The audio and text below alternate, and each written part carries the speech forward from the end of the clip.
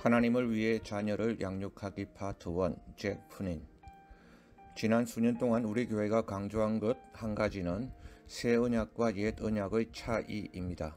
여러분이 제 설교를 과거부터 계속 들어오셨다면 그것이 제 모든 설교의 중요 주제였던 것을 아실 것입니다. 제가 그렇게 했던 이유는 아무도 그 점에 대해 거의 말하지 않기 때문이었죠. 많은 다른 차이점이 있지만 새 언약과 옛 언약의 큰 차이는 새 언약은 표준이 대단히 높다는 것입니다.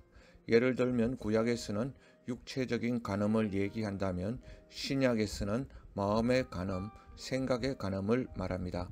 구약에서 살인은 육체적 살인이지만 신약에서는 새 언약에서는 분노입니다. 구약에서는 자기 집에서 어떻게 사는지가 문제가 되지 않았습니다. 그것이 자기 사역에 어떤 영향을 미치지도 않았지요. 여러분의 자녀들이 어떻게 자라나더라도 그것이 구약에서는 하등 문제가 되지 않았습니다. 그게 사역에 아무런 영향을 미치지 않았습니다. 그러나 신약 새 언약에서는 가정 문제가 사역의 근본적 토대를 형성합니다. 우리의 의무는 하나님의 말씀의 진리를 우리 삶을 통해서 드러내는 것입니다. 그것이 말씀이 육신이 되었다는 구절의 부분적인 어떠한 한 의미입니다. 예수님은 말씀이라고도 불리셨는데 여러분은 지금 제 생각을 여러분의 눈으로는 볼 수 없지만 제 말을 통해서 제 생각을 알 수 있습니다. 아무도 하나님을 볼 수 없었습니다. 예수님이 오시기 전까지는요. 예수님이 오셔서 하나님이 어떤 분이신지를 보여주셨죠. 그 이전에는 하나님이 어떤 분이신지 오직 말씀으로만 깨달았는데 이제는 말씀이 육신이 되신 예수님이 이 세상에 오셔서 하나님이 어떤 분이신지를 그 말씀 그대로 살아서 보여주셨던 것입니다. 그것이 말씀이 육신이 되신 것입니다. 그 말씀들이 이제 우리들 가운데 우리를 통해서도 육체가 되어야 하는 것입니다. 우리 삶을 통해서요. 다른 말로 예를 들면 여러분의 생의 마지막 시간에 사람들이 여러분의 일생을 보면서 또 평가하면서 그들이 여러분의 삶을 자세히 잘 안다고 가정할 때 여러분의 어떠한 생각들이나 여러분의 돈을 쓰는 방식 등 모든 것을 세세히 알 때 그들은 이렇게 말할 수 있어야 됩니다. 와, 그 말씀이 사실이네요. 당신은 하나님의 나라와 그 의를 먼저 추구했고 그랬더니 다른 모든 것들이 다 더해졌네요.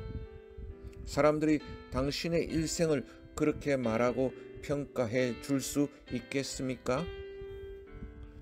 만약 그렇게 말할 수 있다면 여러분은 하나님의 그 말씀 6장 33절 마태복음을 육신이 되어서 그들에게 보여주신 것입니다. 당신의 일생의 삶을 통했어요. 그런데 우리는 그런 어떠한 말씀이 육신이 되는 그러한 강한 인상을 외적으로는 심어줄 수 있습니다. 그건 큰 문제가 아닙니다. 그런데 궁극적으로 문제가 되는 것은 사람들이 우리 자신에 대해서 평가하는 어떤 말이 아닙니다.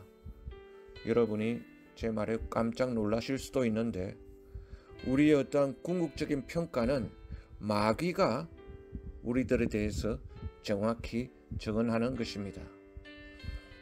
여러분 욥기에 보면은 그때 당시 엘리바스, 소발, 빌닷은 설교자들이었습니다. 그런데 그 설교자들은 욥에 대해서 약간씩 다른 의견들을 갖고 있었어요. 그러나 사탄은 욥을 정확하게 꿰뚫고 있었습니다. 물론 하나님도 정확하게 욥을 알고 계셨고요.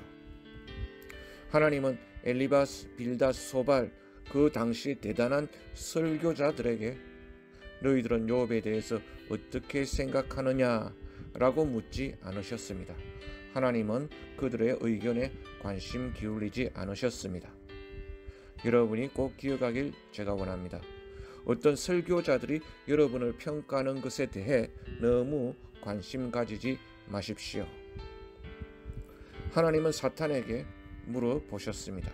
사탄아, 너는 내 종 욥에 대해 어떻게 생각하느냐? 하나님은 오늘날도 사탄에게 질문하십니다. 하나님은 오늘날도 우리에 대해서 사탄에게 그렇게 질문하실지도 모르겠습니다. 하나님은 아예 사탄에게 물어보실 필요가 없으시지만 우리에 대해서 속속들이 다 아시지만 머리카락까지 다 세고 계시지만 사탄의 증거가 사람의 증거보다 더 정확할 수도 있는 거죠. 여러분은 욥기를 읽으실 때 그 점을 생각해 보셨습니까? 그래서 우리 생의 마지막 때 우리의 일생에 대한 마귀의 증거, 하나님의 증거, 또한 사람들의 증거는 이렇게 되어야 됩니다. 오, 당신은 정말 하나님을 존중했고 하나님도 당신을 존중히 여겼습니다. 이분의 삶을 다른 말로 어떻게 설명할 수가 없네요. 그러면 나를 존중히 여기는 자를 내가 존중히 여기리라 하는 사무엘상 2장 30절 말씀이 내 일생을 통해 어떤 육신이 된 것입니다. 말씀이 육신이 되셨다고 했죠. 이것이 바로 그리스도의 증인 위트니스란 말의 의미이죠. 사도행전 1장 8절에 오직 성령이 너희에게 임하시면 너희가 땅까지 이르러 내 증인이 되리라 하는 그 증인, 성령으로 충만한 것은 그리스도의 증인됨을 그저 자기 마음속으로 간직하고 있는 것이 아니라 자기가 실제로 증인의 삶을 사는 것입니다. 실제로 증인이 되는 것입니다. 이것이 큰 차이가 있습니다. 증인됨을 자기 속에 그저 지니고 있는 것은 말로만 전도하는 거죠. 외식하는 자들도 말로는 전도합니다. 그러나 증인으로 자기가 실제로 사는 것은 그저 전도지나 나눠주고 하는 것 그 이상입니다. 말씀이 육신이 되는 삶을 자기가 직접 보여주는 것이죠. 그래서 여기에 또 어떤 말씀이 육신이 되는 다른 한 구절이 있는데 잠언 22장 6절입니다. 마땅히 행할 길을 아이에게 가르치라. 그리하면 늙어도 그것을 떠나지 아니하리라. 아이에게 행할 길을 어려서부터 가르치면 그 말씀이 육신이 된다는 것입니다. 그 말씀이 늙어도 그 사람이 그 말씀을 계속 지키며 산다는 것이죠. 여러분 가정에 자녀가 하나이든지 10명이든지 그들이 어릴 때 말씀을 듣고 배우고 그대로 행하면 그들이 어른이 되었을 때 어릴 적 배운 말씀에서 떠나지 않는다는 것입니다. 다른 말로 그들이 어릴 때 여러분 부모들이 자기 자녀를 훈련하고 또 필요하면 징계하고 하는 것은 긴 시간이 걸립니다. 30년이 걸릴 수도 있어요. 그러나 여러분은 반드시 보게 될 것입니다.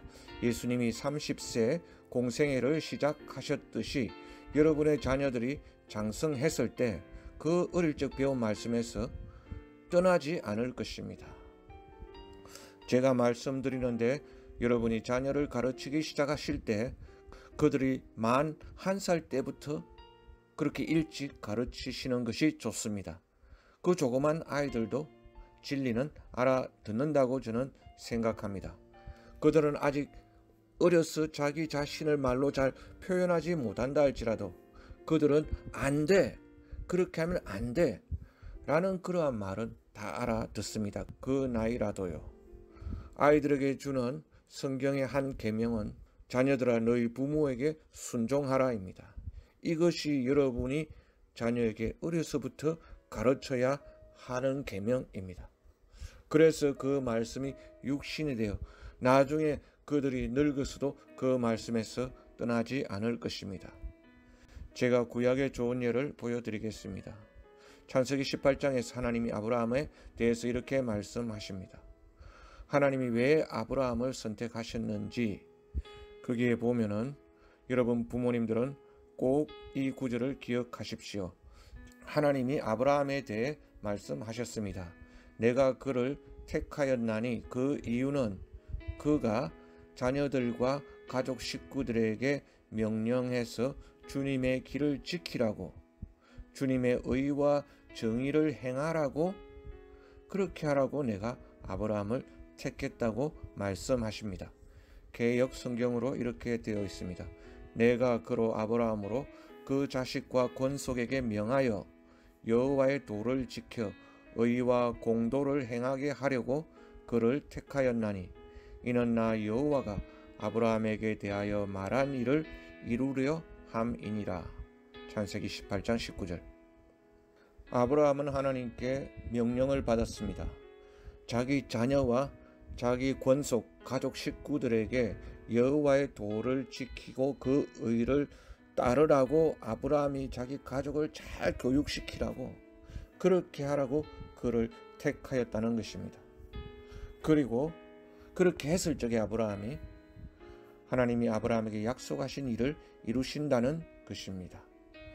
여러분 부모님들이여, 이 구절을 묵상하십시오. 하나님은 아브라함을 그저 이스라엘 민족의 조상이 되라고만 선택하시지 않으셨습니다. 하나님은 오늘날 우리 부모들이 하듯이 자녀들에게 어떤 제안을 서그제스트 하라고 아브라함을 택하지 않으셨다고, 이 본문에 그 강력한 단어를 보세요. 그가 자녀들에게 명하여, command, 명령하여 하고 같은 말입니다. 오늘날 하나님이나 성경에 대해 아무 개념이 없는 심리학자들은 이렇게 말하지 않죠. 대신에 자녀들에게 명령조로 말하지 마십시오, 자녀들에게 벌 주지 마십시오, 이렇게 그들은 말합니다. 그런 아이들이 어떻게 자라는지 나중에 커서 보십시오.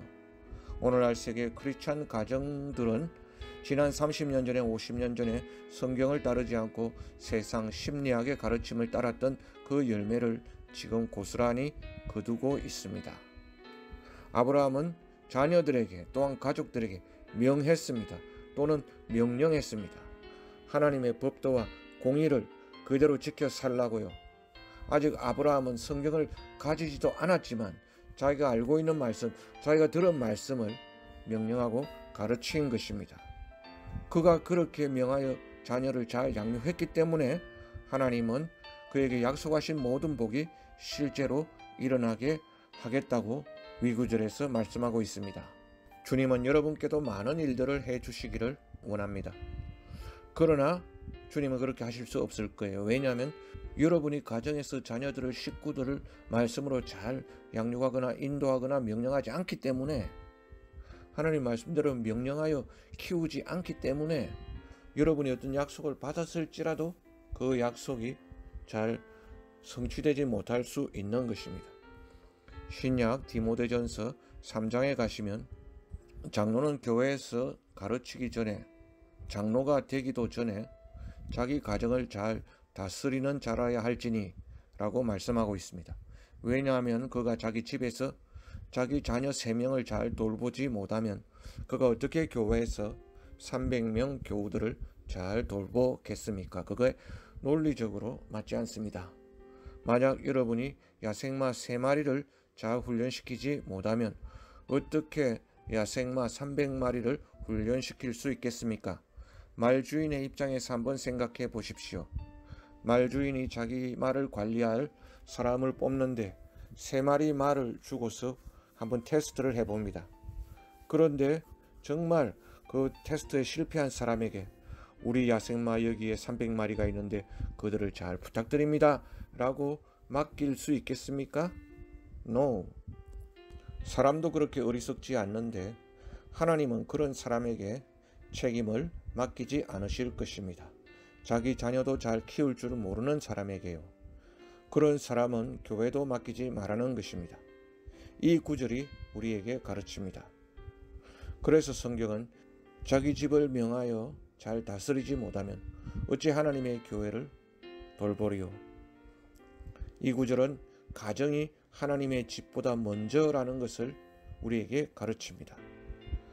기독교계에서 자주 회자되는 말로 가정이 사역보다 먼저다 라는 그 말의 성경적 근거가 바로 이 구절입니다. 하나님이 정하신 순서는 그래서 첫째는 하나님을 섬기는 것이요, 둘째는 가정을 섬기고 돌보는 것이요, 세 번째가 교회와 사역입니다.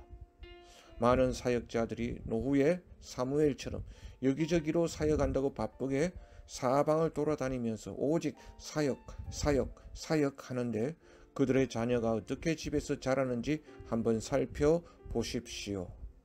대부분 잘못 키웁니다. 다윗은 하나님의 마음에 합한 사람인데 열왕기상 1장에 놀라운 구절이 나옵니다.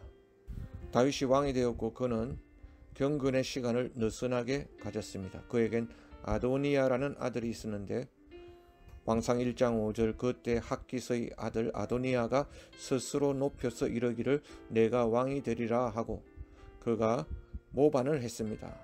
아버지가 죽기도 전에 아버지를 대항해서 자기가 왕이 스스로 되겠다고 선포하고 반란을 일으킨 것이지요. 그 이유를 그 다음 구절은 이렇게 설명합니다. 그의 아버지가 다윗이 네가 어찌하여 그리하였느냐고 하는 말로 한 번도 그를 섭섭하게 한 일이 없었더라 라고 했는데, 이 섭섭하게 했다는 말을 다른 말로 하면 야단쳤다는 말입니다. 왜냐하면 그는 아주 잘생겼더라. 압살롬도 잘생겼고 또 아도니아는 두 번째로 잘생겼다 그랬어요. 그래서 한 번도 그를 야단친 일이 없었더라 라고 성경에 나와 있습니다. 우리는 아이들 중에 잘생긴 아이는 잘 대해주는 그러한 면이 있어요. 여러분에게 아들이 여럿이고 딸이 하나면 그 딸에게 특별히 잘해주고, 또 딸이 여럿인 집에 아들이 하나면 그 아들에게 특별히 잘해줍니다. 이 구절을 메시지 성경에는 그의 아버지가 아이 때부터 그 아들을 아도니아를 타락하게 했다, spoiled and rotten 하게 했다고 나와 있습니다. 한 번도 그를 꾸짖지 않았으니 그가 그렇게 스포일되게 자란 것은 놀랄만한 일이 아닙니다. 제가 말씀드렸는데 우리 교회에서도 그런 아도니아와 같이 너무나 집에서 부드럽게 커서 나중에 멋대로 된 아이들이 있는 것을 보았습니다. 부모에게 한 번도 야단 안 맞고 나중에 커서 잘못된 애들 말입니다. 가정에 대해 부모들이 들었던 그 모든 설교에도 불구하고 그런 일이 일어나고 말았습니다. 왜냐하면 그들 부모들은 말하기를 그런 일은 우리 가정에는 일어나지 않을 것입니다 라고 방심했던 것이죠. 여러분, 우리는 무서운 시대에 살고 있습니다. 자녀들이 다니는 학교에도 악이 가득합니다. 자녀 양육에 관한 하나님의 말씀을 심각하게 받아들이십시오. 하나님을 두려워하고 자녀들이 하나님을 경외하도록 그렇게 키우십시오. 아멘.